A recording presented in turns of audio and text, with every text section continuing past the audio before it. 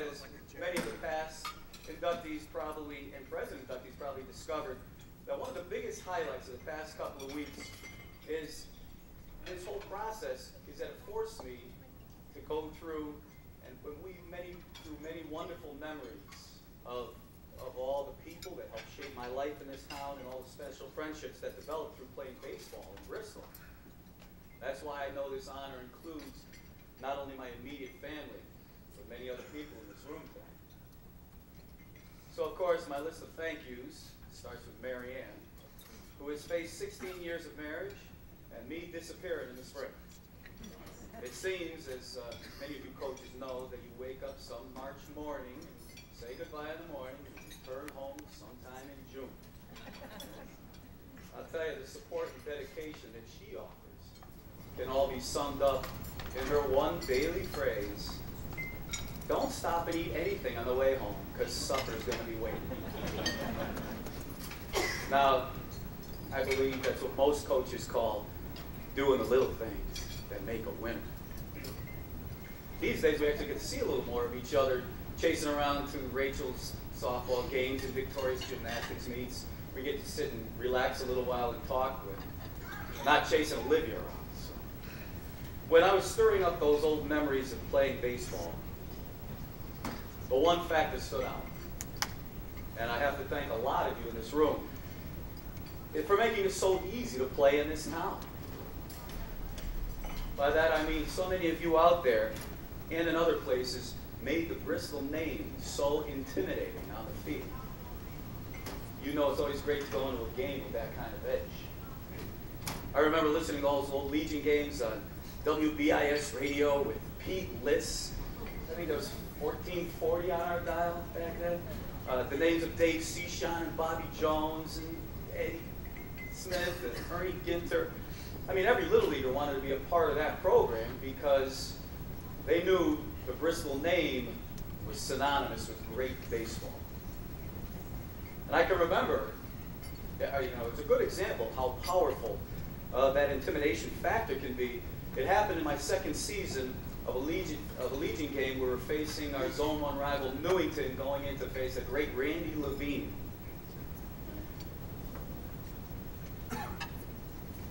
We were so pumped up that game, I'll tell you. We went out and had the best infield practice we ever had. I mean, there were good crisp throws, lots of cheering, hooting and hollering. And I mean, we came out after that game, we killed it. And I remember standing next to George Sinnott, our Legion coach that time, right after the game had finished. And their coach comes over to talk to George, and he said, you know, we didn't even need to play that game. He says, my kids were so demoralized and beaten after you took infield practice. I mean, intimidation is a great tool, seemingly inherent in the Bristol name, made possible by many of you out there tonight. I still use that story every spring before my first game. As I think about many of the other people sharing tonight with me, I think about my brothers, Danny, Jerry, and Larry. Well, Danny couldn't be here tonight, but the many ways we shared our love of baseball.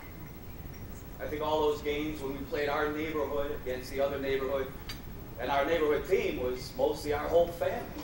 I mean, I'm sure there's Alex boys can identify with that. And also how we fine-tuned our game in the backyard, playing fastball, tennis ball. I mean, it was serious. We kept scorebooks and stats and everything. And I think that was when I learned my first lesson of how to hit for a good average. Keep the scorebook yourself.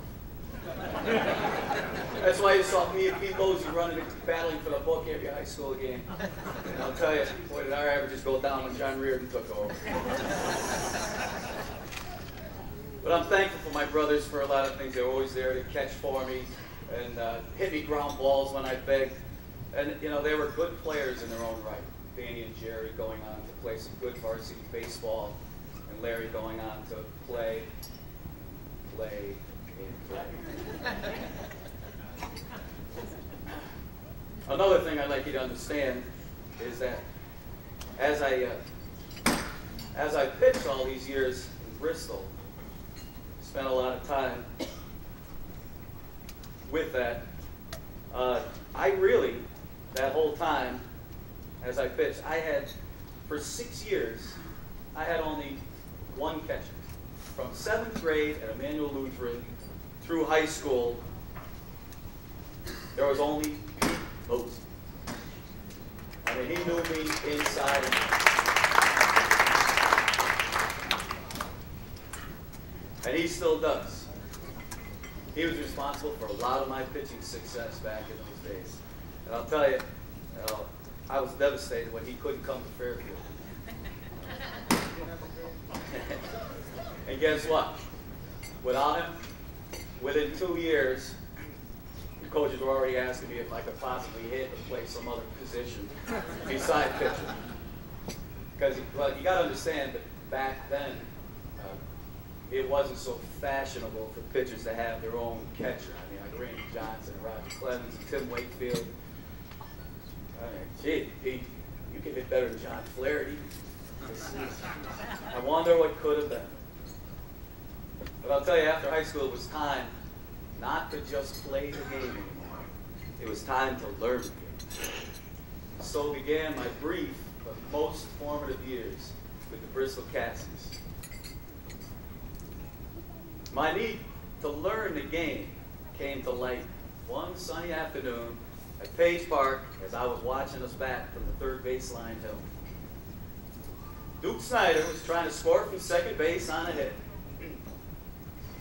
He came flying around third base and clearly missed the base.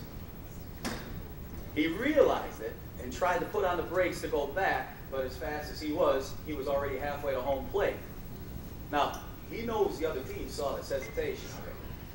So he grimaces, reaches down, grabs his hammy, and proceeds to limp home safely without them even appealing the play to third base.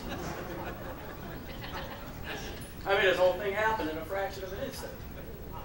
And of course, I didn't know what just happened. You know, I was worried we just lost our best player. Everybody else is laughing. So when I asked why, they said, that's easy, that's just Duke. You know? And that's when it hit me. And I said to myself, I want to learn how to play baseball like that. And boy, did I pay attention that summer. And proceeded to learn many lessons from those guys that summer. The first lesson I learned, was not actually on the field, but it came in those long car rides that we used to take from Page Park to St. Thomas Seminary out in Bloomfield. I would ride the car with Tommy Barlowski and Mikey Giovinazzo, Jimmy Ziogas, Dave Rapone, Johnny Shapoulis. They all taught me great appreciation for the music of the 50s. And how to sing those harmonies as they belted out all the vocals all the way to the field. It really went on to serve me well in my other entertainment ventures. I can still remember a night. I was down at the old Lead Penny Pub playing in Bristol one night, and Jimmy Ziogas and Dave Rapone, I don't know who else was there, came up to sing a couple of songs with me on stage. We did all the harmonies, sang a bunch. It was great. Best nights ever. And I'm convinced it had nothing to do with Billy Morrow closing the doors a couple of weeks later. Yes, sir. Anyway, the second lesson that I learned that summer was how to throw strikes. How to throw strikes from those guys. And already, Mike Giovinazzo was showing signs of becoming the very good pitching coach that he is today. See, back then, we played a lot of our games on open fields. We played at Page Park, St. Thomas Seminary, all the way through. And as I would fall behind hitters, I would hear those words of encouragement come from over my shoulder from left field. Throw it in there! Now, Mike could say this because he knew we had standing next to him over there in center field. And between the two of them, those two guys could run down anything. And it really came true. One game we were playing, I don't know if you got to the team, I remember this. It was against Vernon on the open field at St. Thomas Seminary. It was a tight game, couple outs. I got runners all over the place. And I'm facing their big number 4 hitter, this big hairy third baseman. I think his name is Steve Krajewski or something. And I got behind this guy, and I hear those words coming from left field, "Throw it in there." So I did. I laid it right in there, right down Broadway. And this guy proceeded to hit one so far to center field, I snapped my neck around, and I turned around, saw Duke turn, and just start running away from home plate, getting smaller and smaller and smaller. He finally hauled it in, way the heck out there, had to be well over 400 feet away from home plate. And I looked at that as a third eye, I said, you know, that was so cool. Now I know what Mike means. So I spent the rest of that summer just laying it in there and watching old Duke run. And the third and probably the most important lesson that I learned that summer was from Luke Lambeau. And anybody who knows Luke was an expert at it. He really taught me how to enjoy the game. I mean, before, during, and after.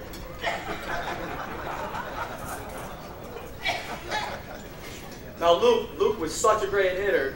You know, he didn't make many outs, but after he would come back to the bench, just let a few choice words fly. And then he'd break out into that big infectious laugh of his. And he never thought any pitcher was any good. And I remember one game, a pitcher's throwing peas and dropping things off the table. And I watched Luke after he came back after his at bat. And I went to Luke with my scared little 19-year-old voice. Luke, what's he throwing? Luke just looked down at me and goes, baseballs. Now, get up there and hit the heck out of it. A little side note, and to those of you that know Luke, I apologize for not quoting him exactly, but it's hard to tell Luke's stories in mixed company. Yes, of course, by mixed company, I was referring to my Uncle Don Holtman sitting over there, and my Aunt Ina, who came in from the far reaches of Connecticut. I just want to tell you why he's here tonight. I just let you know that he's here to make sure that I make it known that any talent my brothers and I had athletically came not just from his side of the family, but genetically direct from him. So I guess it's a good time to close and mention his sister, our mother, and a little bit about our father. Now I understand that our mother was a pretty good athlete in her own right when she was young. The card that she brought to the table was passion. She loved life, and she taught us to be passionate about whatever we do. And I see that parallel theme running through tonight in this town when it comes to sports, especially baseball. And my dad, I mean, we really loved and respected my dad. I'm not quite sure what he brought to the table, but except he had this thing about names. He always referred to himself as a dumb Frenchman. And I thought that was because he couldn't remember any of our names. Especially when he got mad. He used to just blurt out, "Get over here, Dave, Mike, Claire." So he would always introduce us to his friends, like saying, "This is my number 2, and this is my number 3. I think my mother was happy when she had children that he was a dumb Frenchman and could only count to 4. As opposed to my father-in-law, who was a financial genius, Frank Pago, sitting over there, he could count to 8. Bless you, Marcia. Anyway, one day as it closed in my early teens, Dad and I were alone in the house, and he calls me in for what I thought was the talk. Calls me in for that talk. I said, "Oh no, here it comes." So he asked me, he goes, "What's your name?" I said, "Mike?" He goes, No. He goes, "What's your full name?" Now, I'm wondering, is this guy losing it? The guy's not even 40 yet. I said, "Michael Beaudoin?" He said, good, don't forget it. I think to myself, well, I won't, but I don't know, what do I do then? Some years later it hit me. I finally figured it out. That's what he meant. It's that pride thing. Passion and pride. It's like baseball in Bristol. It's a powerful concoction. Tastes just like winning. I believe most of you are here tonight, and our inductees, past and present, are here for that same reason, because of that combination. So the defining statement in my life, when I'm asked, what did you ever do, can be answered not with just, I played baseball, because it's our name that defines us. I can say, I played baseball in Bristol.